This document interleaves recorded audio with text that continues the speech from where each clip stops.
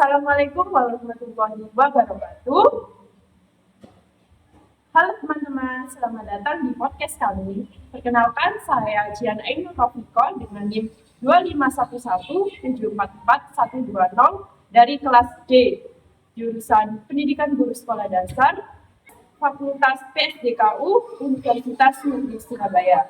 Hari ini kita akan membahas topik yang sangat penting dalam dunia pendidikan, yaitu mendidik untuk membentuk karakter. Nah, hari ini saya bersama Ibu Maya Inhansari, seorang guru yang berdedikasi di SDN Kalimati 2, Kecamatan Tarik, Kabupaten Sidoarjo. Selamat datang Bu Maya, terima kasih sudah meluangkan waktu untuk berbagi ilmu dan pengalamannya. Baik, bisa Ibu ceritakan tentang pengalaman Ibu dan latar belakang Ibu sebagai guru SD dan sejak kapan mulai mengajarnya? Ya, terima kasih.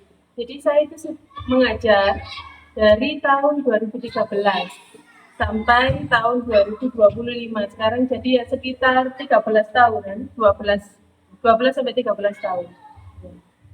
Jadi sebelumnya itu saya mengambil pendidikan di Universitas Gadjah Mada Buana Surabaya, itu jurusannya pendidikan bahasa Indonesia.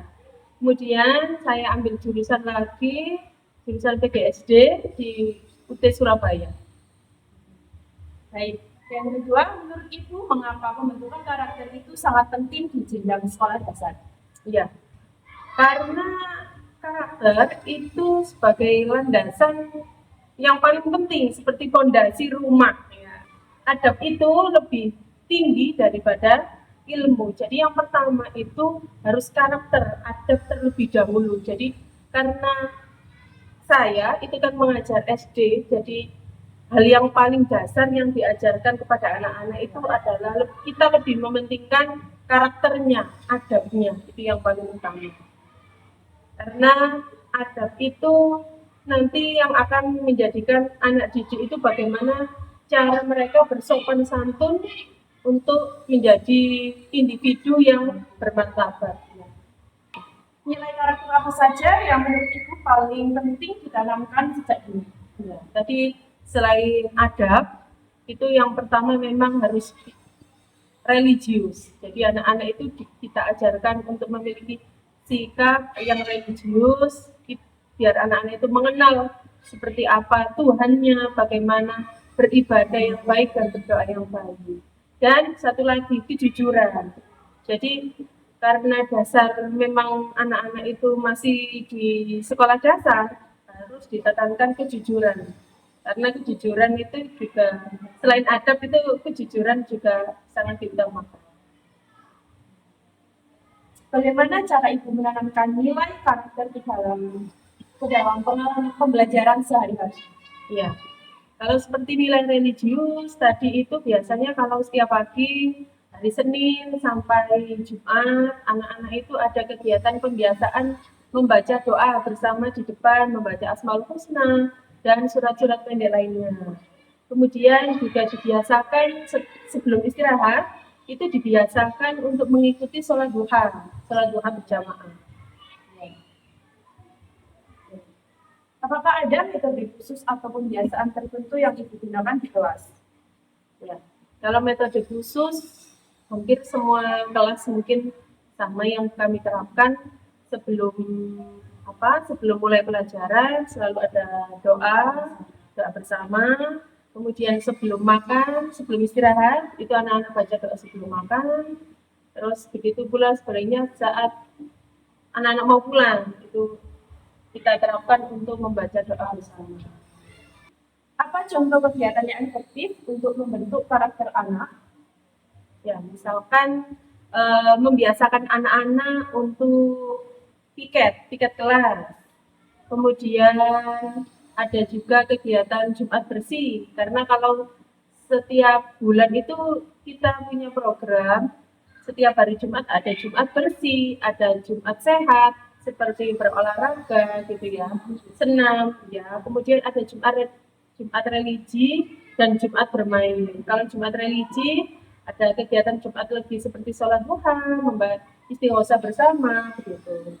Kemudian kalau ada Jumat bermain, itu anak-anak dikenalkan dengan permainan tradisional. Jadi anak-anak belajar bermain dan mengenal seperti apa cara bermain permainan tradisional. Apa tantangan terbesar yang Ibu hadapi dalam membentuk karakter siswa di era digital ini? Ya, memang kalau di era digital ini tidak memungkiri bahwa anak-anak itu paling suka dengan bermain gadget. Jadi kadang anak-anak itu hampir lupa waktu untuk belajar.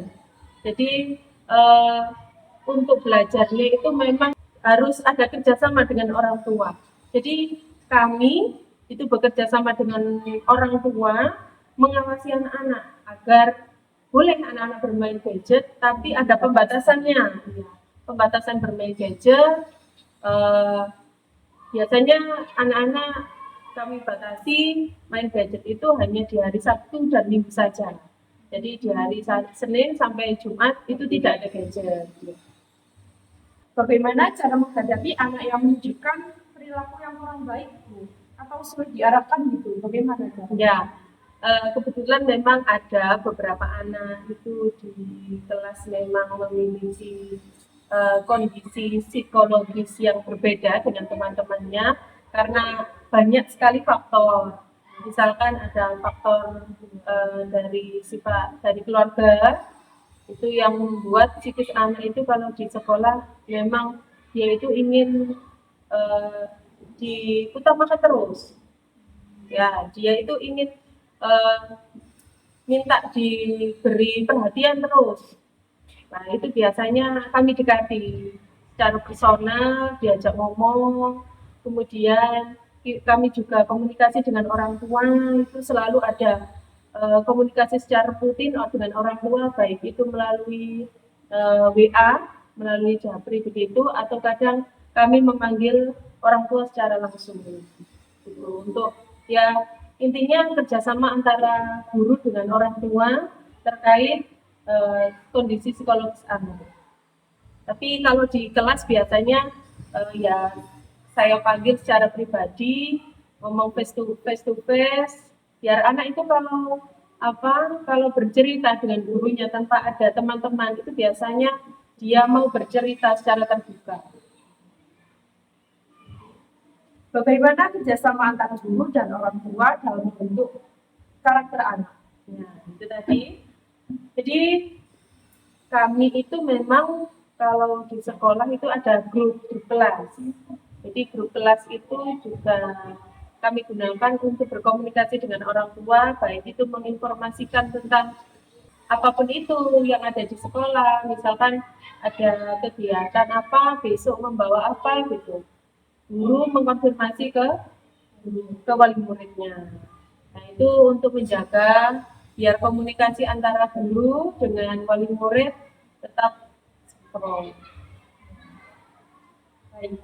Yang terakhir, apa pesan Ibu untuk mahasiswa TGSD seperti saya yang kelak akan menjadi guru SD juga? Ya. Yang pertama Mbak ya, sebagai guru muda itu harus telaten.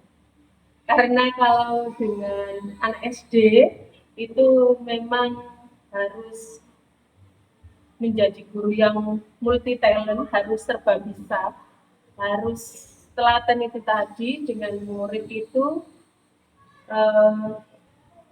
menjadi guru muda itu yang pertama memang harus telaten. Jadi telaten dengan anak SD itu berbeda Pak kalau ngajar anak SD dengan anak SMP. Karena kalau dengan anak SD itu kadang masih manja, masih kadang ada yang nangis, ya masih kekanak-kanakan. Jadi memang benar-benar butuh perhatian dan harus benar-benar diarahkan. Sebagai guru SD itu harus memiliki kedekatan dengan anak-anak, baik itu secara fisik maupun secara emosional. Jadi fisik itu seperti apa? Misalkan memberi ujian, memberi support pada anak-anak itu kalau masih kelas rendah itu suka ngalem-ngalem gitu, suka manja itu. Kita ambil perhatian mereka. Kita ambil biar hati mereka itu biar mereka itu dekat dengan kita. Kalau mereka sudah dekat dengan kita, apa yang kita ajarkan ke anak-anak itu dia itu punya semangat kemauan untuk belajar. Karena apa? Karena dia itu sudah menaruh hatinya kepada kita. Jadi kita mengajarkan apapun itu lebih mudah kepada anak-anak. Kemudian jangan gini, kalau sama anak-anak itu kita harus pandai mengatur emosi. Ya, biasanya kalau masih muda itu kan masih gampang emosi, terpancing emosi dengan anak-anak gitu. Jadi kita itu nggak boleh gampang emosi, tapi tetap tegas, tetap tegas. Anak-anak itu kalau kita emosi, nah nanti anak-anak dari kecil kita juga masa mengajari, memberi contoh emosi kepada anak-anak kan tidak bisa, tidak boleh. Jadi, jadi bagaimana caranya kita itu mengendalikan emosi, dan kita harus memberi, itu satu lagi yang paling penting, kita belajar menjadi guru yang inspiratif buat anak-anak. Seperti apa inspiratifnya? Misalkan Mbaknya menceritakan pengalaman-pengalaman Mbaknya dulu waktu sekolah, waktu kuliah, pokoknya pengalaman Mbaknya yang baik gitu ya. Itu sampai ceritakan ke anak-anak, kemudian sampai ajarkan ke anak-anak. Biasanya itu anak-anak akan meniru. Oh iya, guru saya seperti ini, saya juga ingin seperti itu, gitu. Mungkin seperti itu pesan saya jadi guru SD. Terima kasih banyak Bu Maya atas wawasan dan pengalaman yang sangat inspiratif. Semoga podcast ini bisa menjadi inspirasi bagi kami para mahasiswa PGSD dan calon guru lainnya.